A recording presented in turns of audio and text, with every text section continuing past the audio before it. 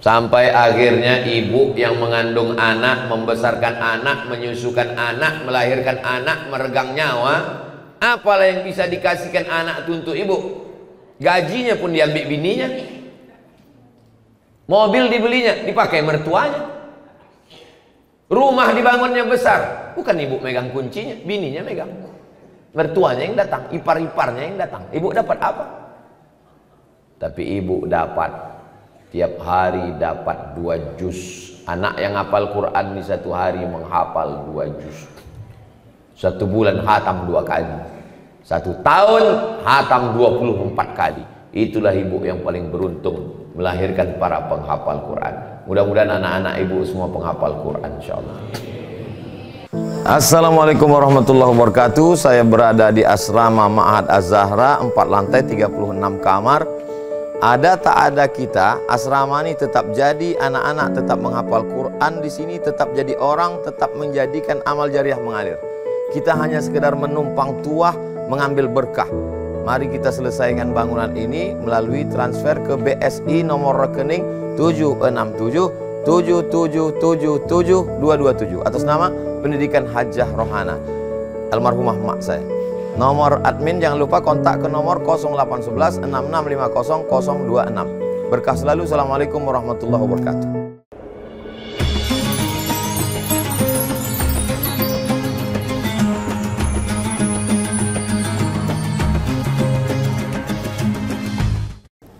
Bismillahirrahmanirrahim. Assalamualaikum warahmatullahi wabarakatuh. Alhamdulillah, Allahumma salli ala Sayyidina Muhammad ibn Abdullah wa ala alihi wa sahbihi wa man tabi'ahu wa mawalah. Subhanaka la ilma lana illa ma 'allamtana innaka antal alimul hakim. Rabbi shrah li sadri wa yassir li amri wa hlul 'uqdatam min lisani yafqahu qawli. Man shalla subha fi jama'atin, siapa yang salat subuh berjamaah, kana fi zimmatillah, maka dia dalam perlindungan Allah Subhanahu wa ta'ala. Jadi kalau kita mau keluarga kita, anak kita, suami, istri, pemimpin negeri dilindungi Allah, kuncinya adalah sholat subuh berjamaah. Di antara doa Nabi SAW, Allahumma barik li ummati fi bukuriha, berikan berkah kepada umatku orang yang paling awal bangun pagi. Jadi siapa yang paling awal bangun pagi, jam 3, jam 2, jam 1, maka dialah yang paling awal mendapat keberkahan. Bangun, mandi, sholat sunat wudhu, sholat sunat taubat, sholat sunat tahajud, sholat sunat hajat, sholat sunat witir, zikir menunggu azan subuh. Itu kunci mendapat keberkahan hidup.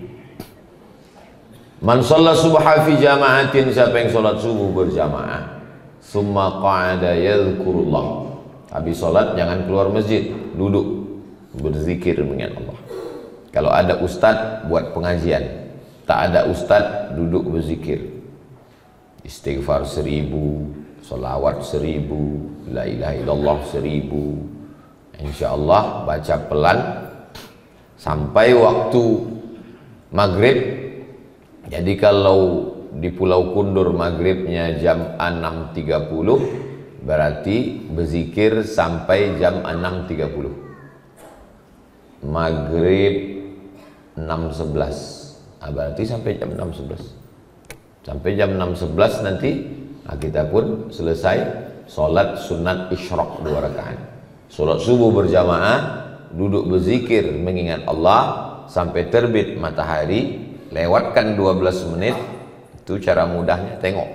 Kalau nanti maghribnya jam 6.30 sampai jam 6.30, maghribnya jam 6.11 sampai jam 6.11. Setelah itu sholat sunat isyraq 2 rakaat. Nanti kita sholat sunat isyraq masing-masing, tidak berjamaah. Usolli sunnatal isyraq, nama waktunya syuruq, nama sholatnya isyraq, nama ayatnya sajadah, nama sujudnya tilawah, nama sholatnya isyraq, nama waktunya syuruq, nama ayatnya sajadah, nama sujudnya tilawah. Sampai ke rumah lupa. Yang mana suruk, yang mana isyraq, yang mana sajadah, yang mana tilawah. Tapi insya Allah tausiah ini bisa diulang lagi melalui channel Ustadz Abdul Somad TikTok. Ada semua. Ini tak bisa diingat, ditulis. Pangkat yang paling tinggi dalam tentara, angkatan laut, angkatan udara, angkatan darat, polisi, itu yang paling tinggi bintang 4. Jenderal. Kalau bintang 5 itu penghargaan. Kalau bintang 7 poneng kepala. Jadi jenderal yang paling tinggi itu bintang 4 cuma. Walaupun sudah jenderal bintang 4, panglima, tetap juga bangun masjid. Siapa dia? Itulah kebanggaan orang Indonesia, namanya Muhammad Yusuf. Jenderal Muhammad Yusuf. Waktu saya kecil selalu disebut-sebut orang. Disebut-sebut orang Jenderal Muhammad Yusuf. Membangun masjid di kota namanya Ujung Pandang, kota yang paling jauh di dunia. Itulah dia kota Ujung Pandang.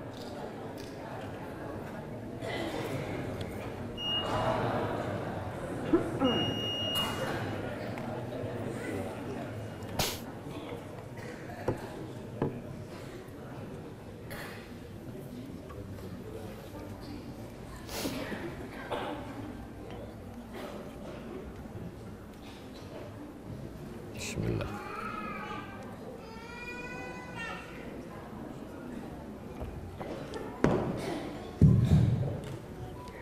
Jenderal Muhammad Yusuf membangun masjid di kota yang paling jauh di dunia. Kota paling jauh di dunia itu Ujung Pandang. Sekarang sudah berubah namanya menjadi Makassar, ibu kota Sulawesi Selatan. Saya sudah 3 kali tausiah di masjid itu. Rupanya dia balik ke kampungnya, dibangunnya masjid namanya Masjid Al-Markaz Al-Islam. Kalau kita pikir menurut logika manusia, untuk apalah lagi dia membangun masjid? Padahal dia sudah panglima, sudah jenderal. Jabatan yang paling tinggi, RT, RW, Kades, Kadus, Lurah, Bupati, Camat, Bupati, Wali Kota, Gubernur, Presiden. Paling tinggi Presiden. Presiden bangun masjid. Nama masjidnya Masjid Kemerdekaan. Masjid terbesar di Asia Tenggara. Itulah dia Masjid Istiqlal. Dibangun oleh Presiden Soekarno.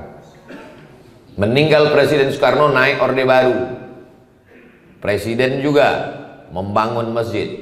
Banyak, setiap kabupaten kota ada. Namanya Masjid Muslim Pancasila. Dibangun oleh Presiden Soeharto. Lama saya berpikir, kenapa orang-orang yang sudah paling tinggi jabatan ini akhirnya bangun masjid? Jawabannya saya dapat dari dialog antara wartawan dengan petinju paling kuat di dunia. Menjatuhkan orang tak sampai hitungan menit. Tik, tik, tik, tuh, jatuh. Mike Tyson, leher beton. Masuk Islam, di penjara. Ditanya orang, kenapa kau masuk Islam Mike Tyson? Kata dia, dulu aku anggap akulah yang paling kuat di dunia dan aku merasa aku Tuhan. Rupanya Mike Tyson itu pernah merasa dirinya Tuhan. Apa tak Tuhan? Tuh jatuh. Sampai akhirnya waktu masuk penjara, barulah dia sadar ada yang lebih kuat dari dia, ada yang lebih hebat dari dia, ada yang lebih dahsyat dari dia. Itulah Allah. Akhirnya dia merasa bertuhan, dia makhluk, ada Khalik. Rupanya orang yang paling tinggi jabatannya presiden, paling tinggi pangkatnya jenderal, ada yang lebih tinggi lagi. Itulah dia yang kita sebut 5. La ilaha illallah wahdahu la syarikalah, lahul mulku wa lahul hamdu, yuhyi wa yumit wa huwa ala kulli syai'in qadir. Kalau engkau penguasa, lahul mulku, dia yang punya kekuasaan. Kalau kau dipuji-puji orang, walahul hamdu, dia yang punya pujian. Kalau engkau hidup, kau bukan hidup, kau dihidupkan. Yuhyi, dia yang menghidupkan. Dan kau bisa saja mati. Yumit, kau dimatikan. Wa huwa ala kulli syai'in qadir, dia maha kuasa atas segala sesuatu. Subuh diulang 3 kali, zuhur 3 kali, maghrib 3 kali, isya 3 kali, asar 3 kali. 3 kali 5, 15 kali kita ulang. 5 itu diulang 3 kali, 15 kali sehari semalam. Tapi banyak orang Islam tak ingat. Kenapa tak ingat? Karena waktu mengucapkannya itu tak direnungkannya yang 5 itu. Kalau direnungkan itu, lahul mulku wa lahul hamdu yuhyi wa yumit wa huwa ala kulli syai'in qadir. Banyak orang tak ingat itu. Qadir, qadir. Tak ingat dia. Ibu tadi waktu mengucapkan qadir tu, kenapa kuat qadir? Nama laki aku Qadir. Jadi puncak dari kekuasaan, puncak dari pangkat jabatan, puncak dari harta, membangun masjid. Mudah-mudahan Bapak Ibu sebelum mati bisa bangun masjid. Aku tak bisa Pak Ustadz, saya tak ada jabatan Pak Ustadz, saya tak orang kaya Pak Ustadz. Doakan anak kita, ya Allah, jadikan anakku ini soleh, dan sebelum dia mati dia bangun masjid. Begitu mendoakan anak. Doakan cita-cita itu tinggi. Orang sekarang enggak mendoakan anak, ya Allah lulus dari PNS. PNS itu bagus, mantap. Saya PNS, saya 11 tahun saya PNS. Tapi kalau untuk bangun masjid susah. Coba doakan dia menjadi orang yang hebat. Kalau bangun masjid, kalau PNS paling tidak kepala dinas atau sekda, jabatan-jabatan tinggi. Tapi kalau dia bisnismen, pengusaha, maka insya Allah jangan mati sebelum bangun masjid. Boleh ditulis di buku harian, boleh juga untuk update status hari. Jangan mati sebelum bangun masjid. Alhamdulillah, masjid kita cantik dan indah. Kepada Bapak Ibu jamaah, sahabat, kawan dimanapun berada, kalau datang ke Pulauan Riau, mampir di Pulau Kundur, singgah di Masjid Hijr Ismail, walaupun bentuknya tidak melengkung. Hijr Ismail kan melengkung letter U. Dia tak melengkung, tetap peta 4. Tapi masjid ini cantik luar biasa. Ukiran-ukirannya. Kalau sholat di Masjid Hijr Ismail ini, tolong matanya itu fokus ke tempat sujud. Jangan menengok ke muka. Kalau menengok ke muka, bunga apa kan? Cantik. Apa gunanya masjid itu diukir cantik-cantik? Cobalah tengok Masjidil Haram, Masjid Nabawi, ukirannya itu Allahu Akbar. Cobalah tengok pintu Ka'bah itu ukirannya, supaya manusia merasa ta'zim, takjub kepada ciptaan Allah. Itu gunanya. Makanya menengok kaligrafi yang cantik, Allahu Akbar, Masya Allah, Tabarakallah. Ini yang membuat nih manusia apa jin ini? Aku rasanya saya tak sanggup tangan. Itu gunanya itu. Nah, jadi buatlah masjid secantik-cantiknya, sebagus-bagusnya, kaligrafinya, semuanya, sehingga membuat orang ta'zim. Ujung-ujungnya adalah mengagungkan, memuliakan Allah Akbar. Yang keluar dari mulutnya adalah Subhanallah, Masya Allah, Tabarakallah, La ilaha illallah, Allahu Akbar. Puncaknya adalah La haula wala quwata illa billah. Saya kadang di beberapa masjid tak nyaman saya ceramah. Kenapa tak nyaman ceramah? Suara kipas angin berair pula itu. Tapi di masjid Hijr Ismail ini tenang kita. Kenapa? Tak ada kipas, pakai AC. AC. Ada juga saya ceramah di beberapa masjid, AC-nya ada tapi tak hidup. Di Hijr Ismail hidup, sejuk, kita tenang kita. Mudah-mudahan masjid-masjid lain datang kemari studi banding, belajar, meniru, tiru, bawa pulang, buat. Tiru, bawa pulang, buat. Jadi orang datang kemari menjadi inspirasi. Tiru, bawa pulang, buat. Ini perlu ditiru nih pintu belakang. Supaya apa dibuat pintu belakang nih? Supaya ustadz tidak membelah jamaah, memijak tangan orang. Orang tua tak boleh berdiri. Masuk ustadz, semua orang berdiri. Orang tua masa disuruh berdiri? Nah, itu maka dibuat pintu belakang. Kadang saya kalau sedang tausiah itu macam merenung, ustadz, apa yang dipikirkan ustadz nih?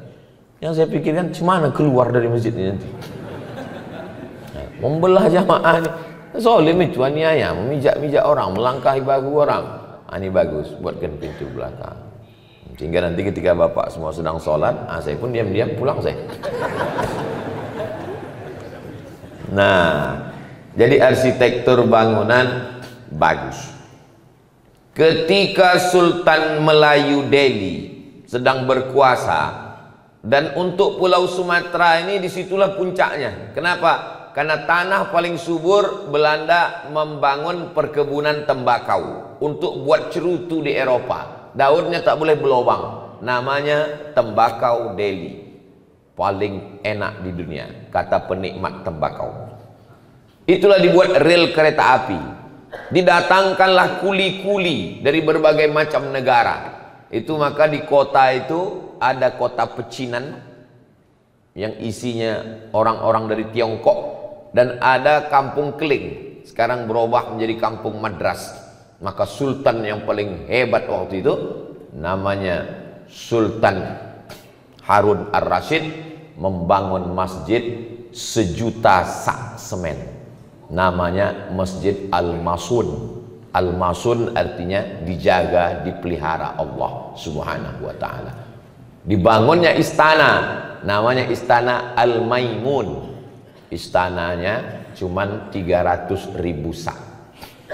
Tapi untuk masjid dibuat 1.000.000. Supaya apa? Supaya nanti kalau ditanya Allah waktu mati menghadap Allah, kau raja, iya, apa kau buatkan untuk rumahku? Dia bisa menjawab, untuk rumahmu 1.000.000, untuk rumah aku 300.000 aja ya Allah. Cobalah kita perhatikan sekarang di stasiun kereta api, di stasiun bis, di kantor-kantor. Kantor direktur wangi harum semerbak. Masuk ke tempat musola masjid, sujud kita tak bernapas imam itu sujud. Kenapa? Sajadah bau hantu. Mana penghormatan kita terhadap rumah Allah? Tapi Masjid Hijr Ismail, cobalah tengok karpetnya tebal, wangi harum semerbak. Saya di beberapa masjid pernah juga diundang ceramah masjid. Begitu saya tegak di masjid, hilang jari saya, tenggelam di karpet. Saking tebalnya bulu karpet. Sebelum ceramah datang ketua masjid berbisik, Ustaz, tolong penggalangan dana, karpet masih utang. Tapi Masjid Hijr Ismail tak ada.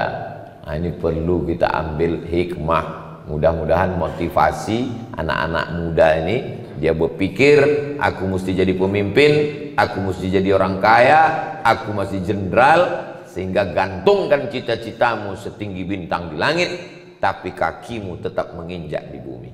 Ini banyak sekarang anak-anak muda ini cita-cita setinggi di langit, kaki tak menginjak di bumi. Yang tak menginjak bumi itu hantu. Apa maksud kaki injak di bumi? Balik ke kampung halaman, bangun kampung halaman, supaya ada kesannya kita sukses. Untuk apa sukses di kampung orang? Sekarang standar orang kalau sukses itu, oh si Anu sukses merantau sukses. Apa standar dia sukses? Hari raya pulang bawa mobil, walaupun kredit. Berlomba-lomba kalau udah mau masuk bulan Ramadan membawa mobil kredit. Ujung-ujungnya tak sanggup juga kredit, rental. Ini bukan standar sukses. Standar sukses, bangun pulang ke kampung halaman, bangun masjid, bebaskan tanah. Alhamdulillah, masjidnya sudah ada, pembebasan tanah sampai 2 hektar, cantik pula di tepi laut, sehingga semua nelayan yang lalu lalang menengok orang datang kunjungan wisata religi. Tapi masjid zaman Nabi tidak hanya sekedar tempat sholat subuh, zuhur, asar, maghrib, isya. Nabi juga di masjid selesai sholat menyampaikan hadis. Cakap Nabi, perbuatan Nabi, pesan Nabi, itu disebut dengan hadis. Ma udhifa ila Nabi sallallahu alaihi wasallam min qaulin aw fi'lin aw taqririn aw sifati khalqiyatin wa khuluqiyatin. 5 isi hadis Nabi Muhammad sallallahu alaihi wasallam. Itulah cikal bakal lembaga pendidikan berawal dari masjid.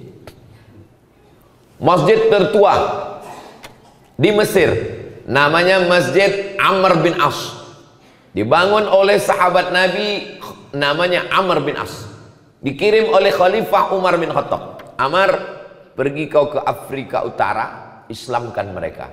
Datang Amr bin As, naik kapal, menyeberang Laut Merah sampai ke Afrika Utara. Sampai di sana dia bangun masjid tertua. Itulah dia Masjid Amr bin As. Imam Syafi'i mengajar di masjid itu. Panjang umur, sehat badan. Mudah-mudahan kita nanti bisa umroh dan singgah di Masjid Amr bin As Mesir. Ongkos tanggung masing-masing. Sahabat Nabi bangun masjid. Umurnya lebih dari 1000 tahun. Mengalir pahalanya kepada yang mewakafkan tanah, yang membangun, yang mengajar sampai hari kiamat insyaallah. Amin ya rabbal alamin. Di Afrika Utara habis Mesir, Libya, Tunisia, Aljazair, Maroko. Di Maroko itu negara terakhir sebelum menyeberang Samudra Atlantik masuk ke Eropa.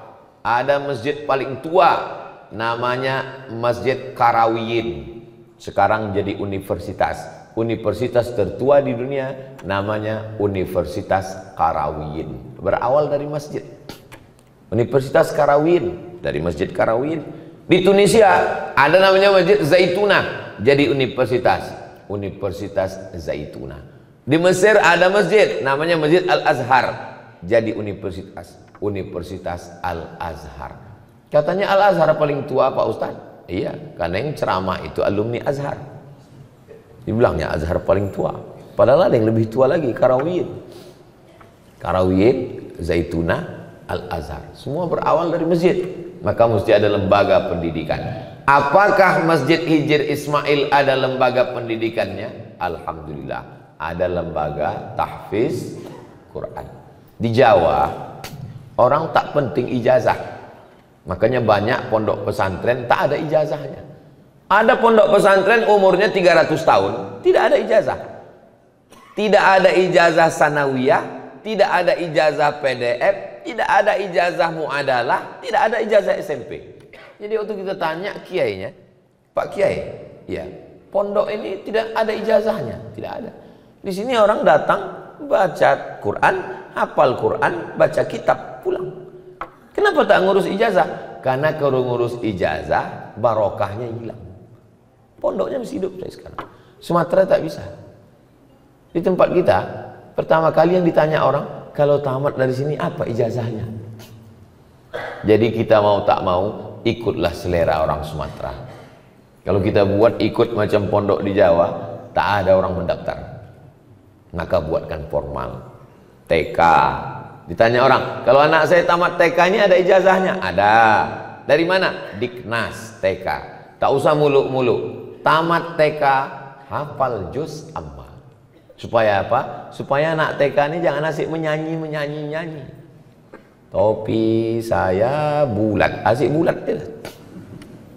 Menyanyi ini merusak akal pikiran. Karena nyanyi ini masuk ke otak, maka dia merusak hafalan. Makanya guru-guru dulu merubah syair jadi nyanyi, supaya nyanyi itu masuk ke kepala.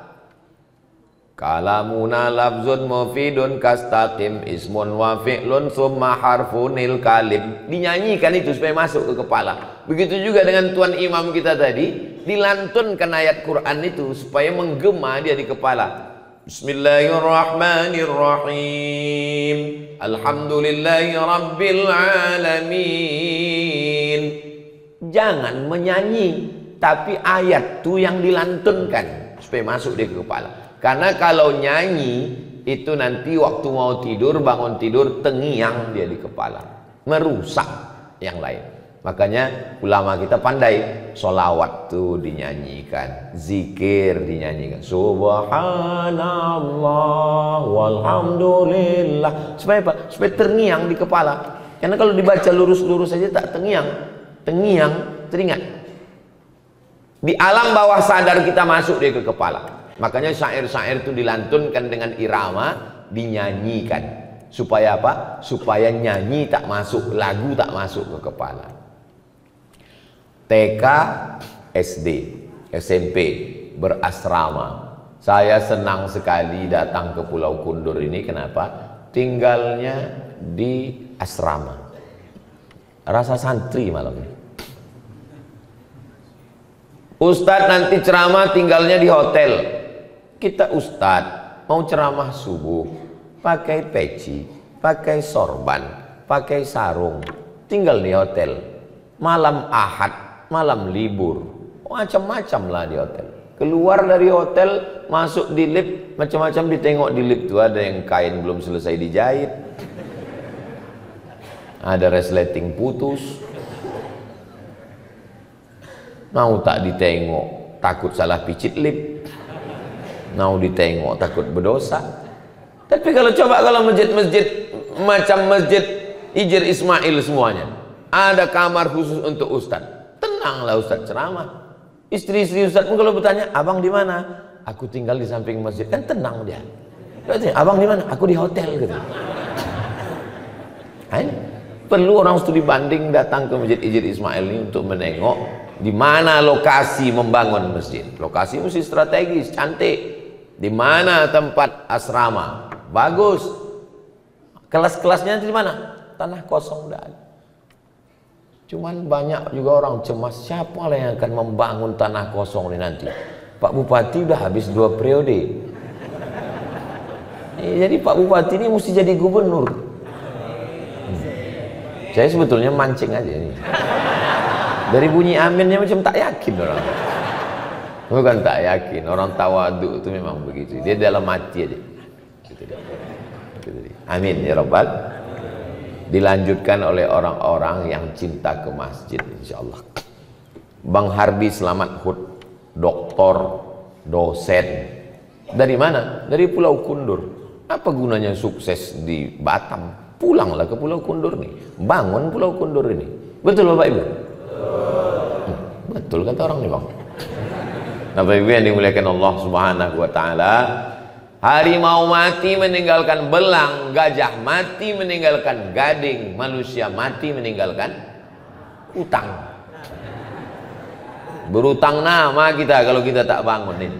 Berutang kita. Tanahnya udah bebas, masjidnya udah ada, asrama sudah ada.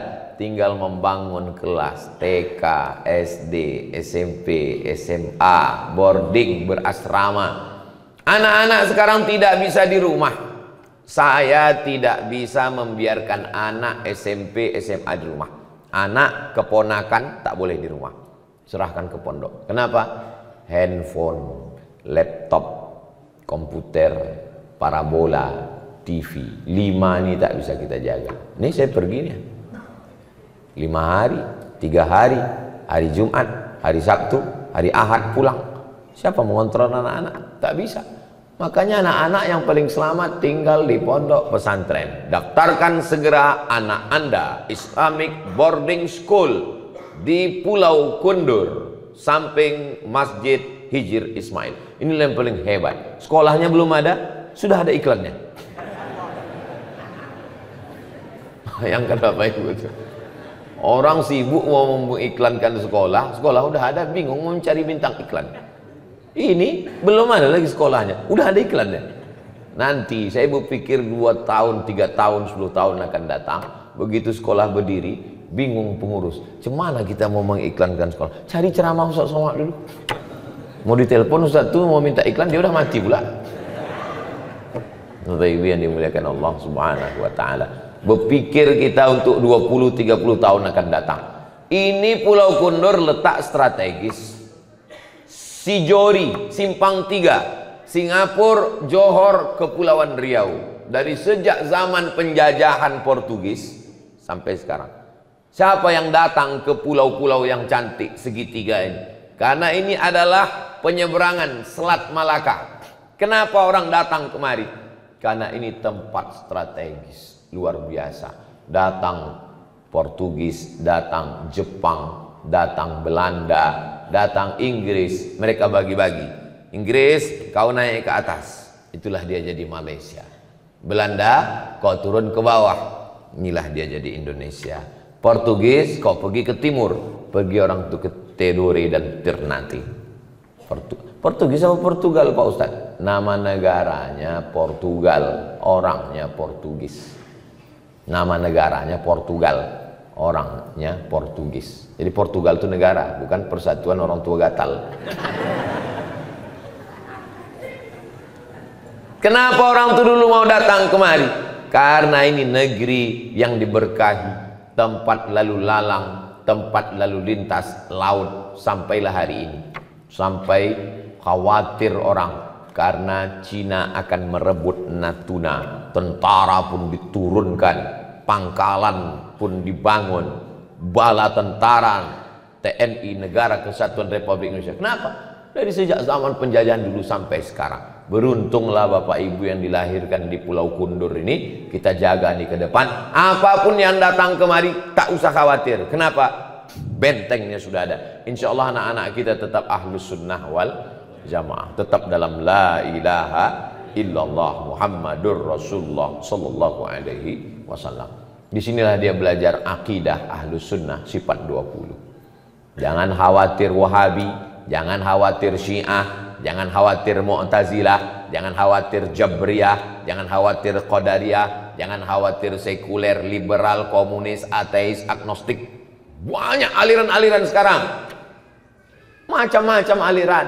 Tiba-tiba hari raya, nah, kenapa hari raya belum diumumkan pemerintah? Udah ku telepon Tuhan. Macam-macam aliran.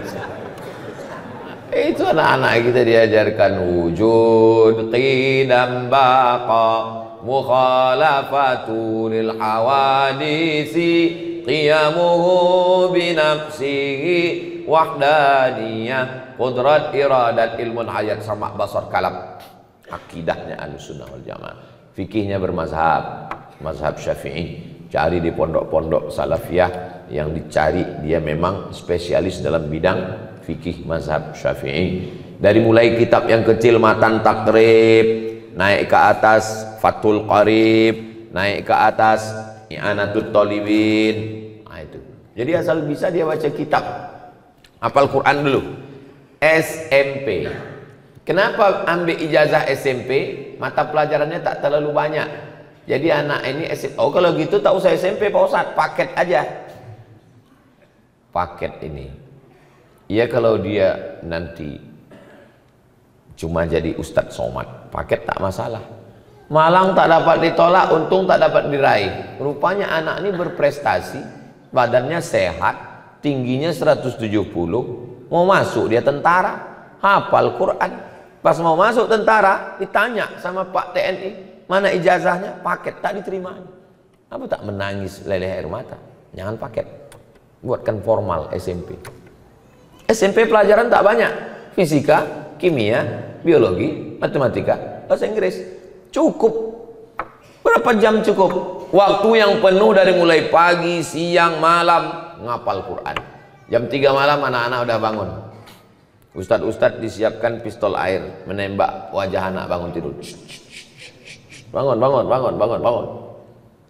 Bangun malam, mandi. Pak Ustadz kami susah membuat pondok di kota nih Pak Ustadz. Anak-anak kalau mau renang satu kepala 100.000 di kolam renang.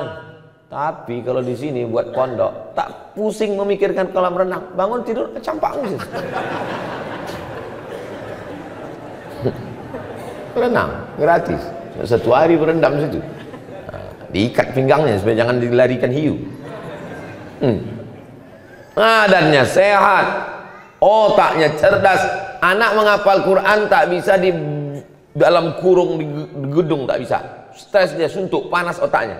Tapi kalau dia di sini lapang, naik dia ke atas, menghafal tuh dengan suara kuat. Innallaha la yastahi an yadriba masalan ma ba'udatan fama fawqaha. Naik dia ke atas atap menengok alam yang luas. Lapanglah kepala dia. Tempat lo strategis, cantik. Di mana anak aku menghafal Quran? Anakku menghafal Quran di Pulau Kundur. Kalau ingin hafal Quran, kalau tuan bekawan sampai tidur. Kalau ingin anak hafal Quran, kirimlah ke Pulau Kundur. Pantunnya sudah ada, pondoknya belum ada. Hebat itu. Apa yang dimuliakan Allah SWT? Siapa yang membimbing anak kami ini hafal Quran? Imam tadi. Saya selama saya pengajian, baru inilah berjumpa imam paling tenang. Biasanya imam tuh mau cepat-cepat aja, takut hafalannya hilang. Alhamdulillah, tenang dia membaca, tenang, slow. Jadi anak-anak kita datang dikirim hafal Quran. Taman SMP hafal Quran. Kelas 1 10 juz, kelas 2 10 juz, kelas 3 10 juz. Atam. Anak saya ini Pak Ustadz sudah hafal 30 juz.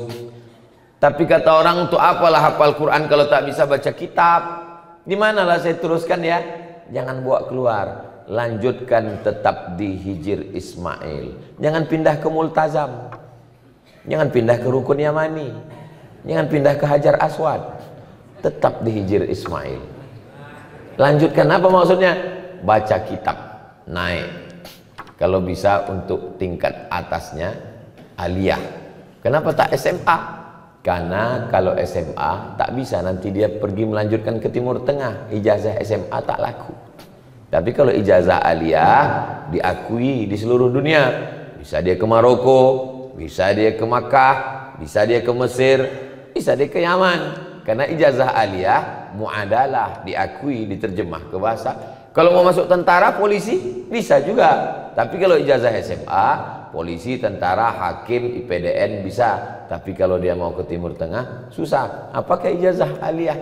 Nah, belajar baca kitab dia, sehingga nanti hafal dia Quran, hadis, tafsir, fikih, akidah, usul fikih, habis tamat. 6 tahun selesai. Selamat dari narkoba, selamat LGBT, selamat dari internet, selamat dari handphone, selamat dari parabola, selamat dari drama Korea. Tamat anak kita. Aku tak maulah Pak Ustadz anakku ini tamat pondok hafal Quran, nanti jadi apa dia? Ini kalau ada orang Pulau Kundur masih berpikiran begini, ini belum update informasi. Sekarang ada penerimaan tentara khusus jalur hafal Quran. Saya yang mengiklankannya di Instagram. Kawan saya ngirim, Mat, tolong kirimkan iklan penerimaan tentara khusus. Ada. Sekarang saya jumpa polisi santri. Saya ini polisi santri Pak Ustadz. Apa maksudnya ini Pak Polisi? Khusus penerimaan santri. Fakultas kedokteran, yang paling banyak dapat beasiswa dari fakultas kedokteran, anak penghafal Quran. Kenapa? Hafal Quran, beasiswa khusus. Dokter hafal Quran, hakim hafal Quran, polisi hafal Quran, tentara hafal Quran. Coba robah pola pikir kita. Orang-orang tua dulu berpikir, kau jangan jadi polisi, nanti makan haram. Kau jangan jadi hakim, makan haram. Kau jangan tentara, makan haram. Kau jangan jadi PNS, makan haram. Habislah diambil orang. 10-20 tahun, tentara diambil orang, polisi diambil orang, hakim diambil orang. Kita mengangguk. Bekali dia dengan Al-Quran. Hebatkan baca kitabnya, hebatkan akidahnya, hebatkan zikirnya, bertarung dia di situ. Islam ini dihormati orang, disanjung, ditakuti orang karena punya kekuasaan. Kenapa orang Melayu itu Islam? Asal Melayu pasti Islam. Melayu Islam. Melayu tanpa Islam hilang menya, tinggal layunya. Minangkabau Islam. Asal sebut Minangkabau Islam. Minangkabau tanpa Islam hilang Minangnya, tinggal. Kenapa asal Melayu Islam? Karena semua raja-raja Melayu bersyahadat asyhadu an la ilaha illallah wa asyhadu anna muhammadan rasulullah. Itu maka orang Melayu Islam. Bahkan orang yang dalam hutan, kalau dia masuk Islam berubah jadi Melayu. Dia dah jadi Melayu dah. Maksudnya itu apa? Udah masuk Islam. Begitulah hebatnya. Kata sosiolog muslim namanya Ibnu Khaldun. Kata Ibnu Khaldun, ar-ra'iyah ala dini mulukihim. Rakyat itu mengikut agama raja-rajanya. Raja-raja itu Islam. Diangkatnya mufti untuk mengurus masalah agama karena dia paham, dia tak mengerti agama, dia mengerti pemerintahan, tata negara. Tapi untuk urusan agama dikasih pada Tuk Mufti. Itu maka ada dua dalam Kesultanan Melayu. Mengurus kerajaan namanya sultan, mengurus agama namanya mufti. Mufti kerajaan Melayu Indragiri sadar, aku ini tak alim dalam bidang agama. Yang alim waktu itu dalam bidang agama namanya Syekh Abdurrahman Siddiq, cicit dari Datuk Kelampaian Syekh Muhammad Arsyad Al-Banjari yang menulis kitab Sabilal Muhtadin, Perukunan Melayu. Perukunan Melayu itu saripati daripada Sabilal Muhtadin, tebal untuk tipis. Orang-orang Melayu semua belajar sholat sifat 20 dari Perukunan Melayu, fardu kifayah. Itu 20 tahun jadi mufti kerajaan Melayu Indragiri. Bumi Melayu ini kesultanan Melayu. Dari mulai Kesultanan Melayu Riau Lingga, Kesultanan Siak Sri Indrapura, Kesultanan Pelalawan, Kesultanan Indragiri.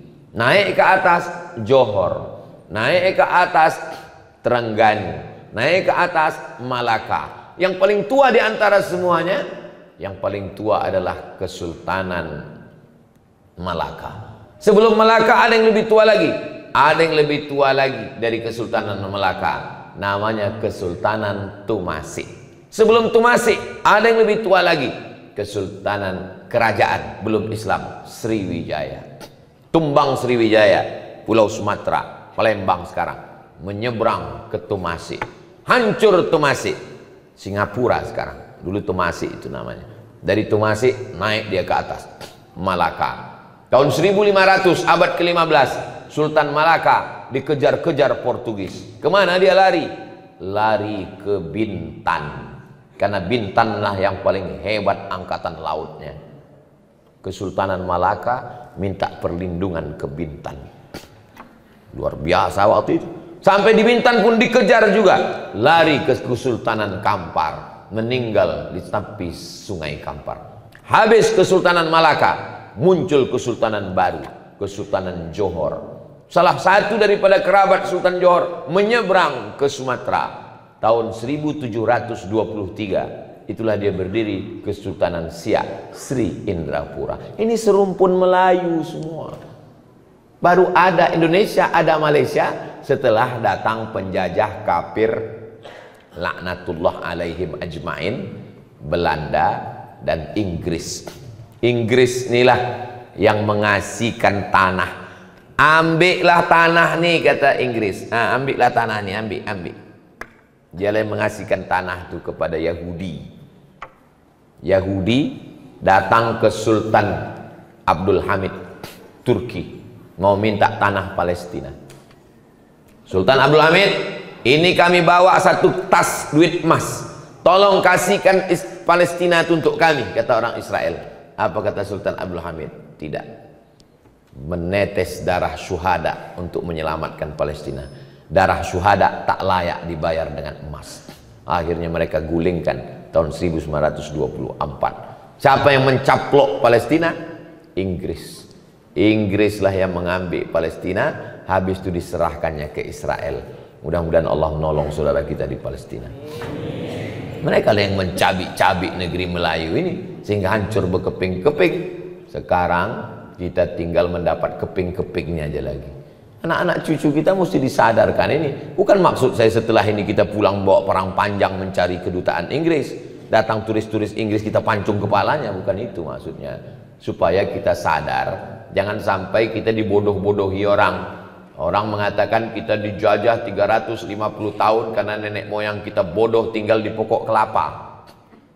Punya istana mereka. Punya negara mereka. Ada menteri-menterinya, dihormati, berdaulat. Jadi kita pun sekarang sudah bergabung dengan Negara Kesatuan Republik Indonesia, belajar, berprestasi melalui apa? Pendidikan. Kenapa pendidikannya mesti samping masjid? Supaya anak-anak tidak sekuler, tidak liberal. 5 waktu tetap sholat berjamaah, subuh, zuhur, asar, maghrib, isya berjamaah. Orang kalau datang kemari Bingung dia. Ini siapa yang sholat kemari? Jin Ifrit aja yang sholat kemari gitu. Karena pikiran dia masyarakatnya mana?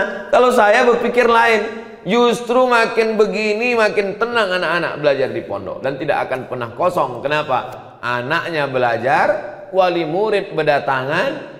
Kalau berprestasi dimanapun didatangi orang, di dalam pelimbahan, dalam paret, kalau intan dicari orang, walaupun di dalam etalase kaca, di toko, di mall dicampakkan orang kalau kaca. Tapi kalau memang intan, dimanapun dicari orang. Letak kita strategis. Orang Johor, orang Brunei, orang Terengganu akan mengirimkan anaknya ke Pulau Kundur kalau memang terdengar prestasi dari tempat kita. Masuk akal tak yang saya cakapkan ini? Berdatangan orang Pekanbaru, orang Aceh, orang Sumatera Utara mendaftarkan anaknya tahfiz Quran.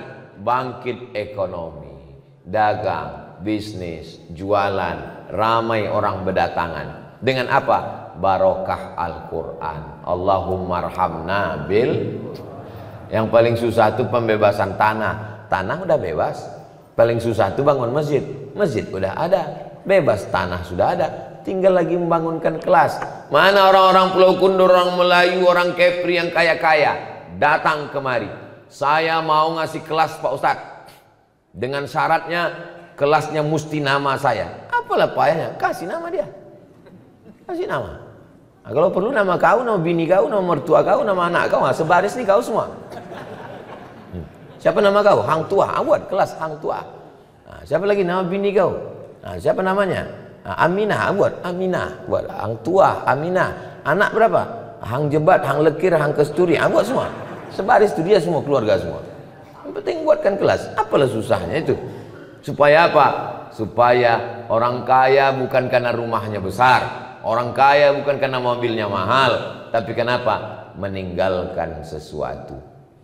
Apa pentingnya bagi Ustadz Somad? Berdirilah di sini Islamic Center, lengkap dengan lembaga pendidikan, laboratoriumnya, sampai sekolah tahfiz Quran, sampai institut tahfiz Quran, belajar qiraat. Apa untungnya bagi Ustadz Abdul Somad? Tak ada. Saya tidak jadi apa-apa di sini. Bukan berarti setelah saya ini lalu saya datang ke Pak Bupati, Gubernur, angkat saya jadi direkturnya. Saya cuma mau, kalau istilah orang Melayu, menumpang tua. Ini tanah, ini betua. Ini orang Pulau Kundur yang betua. Terus Ustaz dapat apa? Dapat amal jariah. Sedikit banyak mengajak orang, mendapat amal jariah, mengalir, diingat orang. Kenapa kau bangun kelas ini? Kenapa kau lanjutkan pembangunan asrama ini? Kenapa kau teruskan lembaga ini? Dulu kami dengar ceramah Ustaz Somad, kami teruskan. Sikit banyaknya, man dalla ala khairin falahu mithlu ajri fa'ilihi. Siapa menunjukkan yang baik-baik, dia dapat pahala macam orang yang melakukannya. Bisa berbuat baik, buat baik. Tak bisa buat baik, berpikir baik. Tak bisa berpikir baik, bercakap baik. Tak bisa juga buat baik, dorong orang buat baik. Sudahlah tak bisa buat baik, mengacau, merusak yang baik. Membebaskan tanah tidak, membangun masjid tidak, membangun asrama tidak, menyelesaikan bangunan tidak. Udah dibangun orang, datang petantang lagi. Kok di sini dibangun? Kok jauh kali? Kalau ada model orang begini, membebaskan tanah tidak, bangun masjid tidak, menyumbang pikiran tidak, bercakap petantang petantang, masukkan ke karung, campakkan ke laut. Saudara, mak banyak kali udah dicampakkan nih Pak Ustaz. Saudaraku yang dimuliakan Allah Subhanahu wa taala. Kenapa Ustaz dari tadi nengok ke sana? Nengok jam tuh belum juga lagi. Apa yang dimuliakan Allah Subhanahu wa taala, saya senang sekali mendengar walaupun belum full day penuh, belum formal, tapi Bapak Ibu tetap mensupport anak-anak untuk menyetor hafalan Quran. Jangan berpikir ideal. Saya baru mengirim anak saya ke Islamic Center Hijr Ismail. Kalau sudah ada asramanya, sudah ada kelasnya, sudah ada ijazah formal. Jangan berpikir ideal. Kalau sekarang untuk store aja dulu. Anak-anak menghafal di rumah. Nanti petang sore bawa dia kemari menyetorkan hafalan. Nanti acara Maulid Nabi, Isra Mi'raj, Nuzul Quran, halal bihalal, buat acara lomba tahfiz Quran, sehingga dalam acara tidak hanya sekedar tablik akbar, tidak hanya sekedar rebana, zikir, solawatan, tapi ada acara lomba tahfiz Quran memotivasi anak-anak, insya Allah. Tolong panitia kertas-kertas yang sudah ada tuh minta bawa ke depan, kita jawab. Nah, nanti sambil berjalan supaya tak putus nanti dengan sholat sunat isyraq. Habis sholat sunat isyraq itu kabarnya nanti ada acara makan bersama sarapan di rumah masing-masing. Ini Ustadz Somad nih PHP nih, memberi harapan palsu. Bapak Ibu yang dimuliakan Allah Subhanahu wa taala. Sampai akhirnya ibu yang mengandung anak, membesarkan anak, menyusukan anak, melahirkan anak, meregang nyawa, apalah yang bisa dikasihkan anak itu untuk ibu? Gajinya pun diambil bininya. Mobil dibelinya, dipakai mertuanya. Rumah dibangunnya besar, bukan ibu megang kuncinya, bininya megang. Mertuanya yang datang, ipar-iparnya yang datang. Ibu dapat apa? Tapi ibu dapat tiap hari dapat 2 juz. Anak yang hafal Quran di satu hari menghafal 2 juz. 1 bulan khatam 2 kali. 1 tahun khatam 24 kali. Itulah ibu yang paling beruntung melahirkan para penghafal Quran. Mudah-mudahan anak-anak ibu semua penghafal Quran, insyaallah. Tawakan dia. Emak saya dulu waktu saya SD memasakkan pulut kuning, dikasihnya pakai kunyit, di atas itu dikasihnya kelapa, diparutnya, dimasaknya pakai gula merah, dikasihnya kelapa ke atas, diserahkannya lah saya ke guru mengaji. Dia tahu ada guru mengaji di pondok pesantren Darul Ulum, juara 1 tahun 86 musabaqah di Makkah Al-Mukarramah. Rupanya emak saya ini mengikuti berita walaupun waktu itu belum ada google.com. Datang dia ke ustadz itu, dibawanya saya kelas 4 SD. Orang Melayu kalau udah menyerahkan anak pakai pulut kuning itu artinya menjadi anak angkat. Ustadz, kuserahkan anak ini ku ustadz, didiklah dia membaca Quran. Untungnya ustadz itu menerima. Coba kalau ditolaknya, diterimanya lah saya sebagai muridnya. Kemana-mana saya pergi dibawanya. Sampai hari ini silaturahim itu tersambung. Walaupun mak saya sudah meninggal, setiap tahun 2 kali saya datangi guru saya itu, karena beliau jadi guru di Brunei Darussalam. Serahkan anak kita ke guru agama supaya apa? Didoakannya, dibimbingnya baca Quran. Datang kemari, jumpai imam, jumpai para penghafal Quran ini. Ini yang membimbing di sini hafal Quran semua. Apa? Coba tengok. Penghafal-penghafal Quran yang di sini nih, ibu bisa bedakan dari pecinya. Coba tengok peci imam. Itu kalau begitu bentuknya, itu di dalamnya itu 30 juz. Kalau yang begini, ini juz 30. Ustadz, ini anak saya, tolong bimbing, perhatikan, doakan. Begitu menyerahkan ke guru mengaji. Ini banyak orang sekarang tak tahu macam mana menyerahkan anak ke guru mengaji. Yang tahu dia bayar uang sekolah. Guru bukan karyawan perusahaan. Guru tak bisa dibayar. Guru itu adalah orang yang mengajar, membimbing anak-anak kita supaya selamat dunia, selamat akhirat, supaya anak kita ini tetap dalam la ilaha illallah Muhammadur Rasulullah sallallahu alaihi wasallam. Tadi malam takut lupa pula, tadi malam ada yang ngasih kertas, sekalian masukkan kertasnya di sini.